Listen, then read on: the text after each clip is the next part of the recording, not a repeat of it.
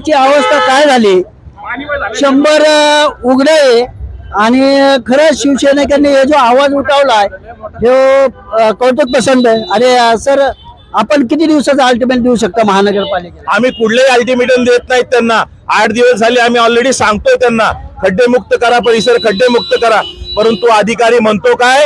अधिकारी म्हणतो ठेकेदार आमचं ऐकत नाही, मुकदम आमचं ऐकत नाही, ते काम करायला तयार नाहीत. अरे असले मुकदम आणि ठेकेदार ठेवले कशाला? यांना का निलंबित करत नाही? तुमचे सह आयुक्त, उपायुक्त, आयुक्त साहेबांना माझा प्रश्न आहे, तुमचे सह आयुक्त आणि उपायुक्त परिसरात येतात की नाही येतात? हे जर काम करत नसते त्यांना सेवेवर ठेवलं कशाला? यांना का निलंबित करत नाही तुम्ही? यांच्यावर का कारवाई करत नाही तुम्ही? हे जर कामात हलगर्जीपणा करत असतील त्यांना त्वरित निलंबित करण्यात यावं. आता आम्ही रस्त्यात बसलो आहेत, खड्ड्यात बसलो आहेत. यांनी खड्डे लवकरात लवकर बुजवले नाही तर या अधिकाऱ्यांना या खड्ड्यात बसवू आम्ही. या खड्ड्यांचा, या अधिकाऱ्यांचा आम्ही तीव्र निषेध करतो. आपण निवेदन वगैरे दिलं होतं का? आम्ही निवेदन दिलं, सगळे दिलं. अधिकारी म्हणतात आमचे ठेकेदार ऐकत नाही, आमचं मुकदम ऐकत नाहीत. अरे कुठे तुमचे सह आयुक्त, कुठे तुमचे उपायुक्त? आहे का नाही? का गायब झाले? त्यांना हद्द तरी माहितीये का त्यांची? त्यांची हद्द माहितीये का त्यांना? त्यांनी एकदा हद्द येऊन दाखवा माननीय आयुक्त साहेबांना. आपण आयुक्तांना विनंती आहे, जर तुम्ही जर काम नाही केलं, आज आम्ही सगळे खड्ड्यात बसलोय, उद्या तुमच्या पुढच्या खड्ड्यात आम्ही बसू आणि मग काय होईल ते तुम्ही पुढे ठरवा. हे खड्डे किती दिवसामध्ये बुजायला पाहिजेत? इतकं नागरिकांना त्रास होतोय, रस्त्यावरही ट्रॅफिक आहे, पाणी आलंय गटराचं. आज तुम्ही गटरात बसायला आम्हाला हे केलंय, या ठिकाणी खड्ड्यात बसलोय. ठेकेदाराला त्यांच्या आवडीच्या किंवा त्यांच्या याच्या विचारातले लोकांना घेऊन टेंडर देतात आणि याच्यामध्ये भ्रष्टाचार करोडोचा भ्रष्टाचार झालाय.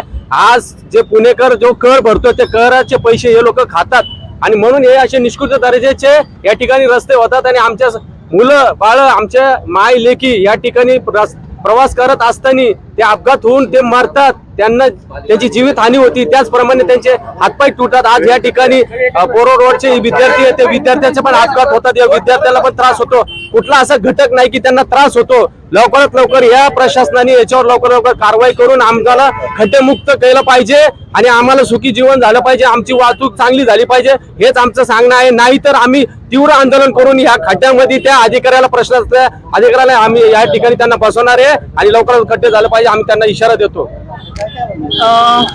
मी स्वतः एक डॉक्टर आहे आणि माझ्याकडे खूप पेशंट आलेत जे स्वतः रोड ट्रॅफिक ऍक्सिडेंट मध्ये त्यांना दुखापत झालेली आहे.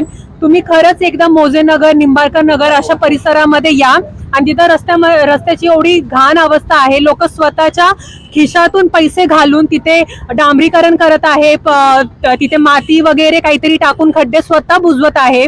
तर जर लोकांनी जर स्वतःच्या स्वखर्चानी जर रोड बनवायचे आहे तर हे जे अधिकारी तिथं सत्तेमध्ये बसलेत तर ते काय करत आहे ते माझा प्रश्न आहे. जर नागरिक स्वतःचे पैसे खर्च करून खड्डे वगैरे बुजवतात पण महानगरपालिकेचं जे बजेट येतो त्याचं काय करायचं? तेच मी विचारतीये. मी as a citizen of this country जे आपण टॅक्स भरतोय ते व्यवस्थित नक्की कुठे जातोय आणि तो टॅक्स जर तुम्ही जनतेसाठी नाही वापरते. मी स्वतः एक डॉक्टर असून मी रस्त्यावर उतरलीये. खड्ड्यांचं आणि बेसिक जे नीड्स आहेत की तुम्ही स्वच्छता ठेवा, खड्डे बुजवा, हे खूप बेसिक नीड आहे. ज्या अधिकारी जे लोक आहेत जे सत्तेवर बसलेले आहेत त्यांनी ते लोकांना स्वतःहून दिलेलं पाहिजे. आम्ही काय कोणती भीक मागत नाहीये, आम्ही कोणती डिमांड नाही करते. ते तुम्ही तुमच्या कामामध्ये हलगर्जीपणा तुम्ही करताय आणि म्हणून आम्हाला रस्त्यावर उतरून आमचे जे बेसिक गोष्टी आहे, गरजा आहे त्या आम्हाला पूर्ण करायची गरज भासतीये. हे खरंच खूप दुःखद गोष्ट आहे. तर तुम्ही ह्याच्यावर लवकर काहीतरी ऍक्शन घेतली पाहिजे,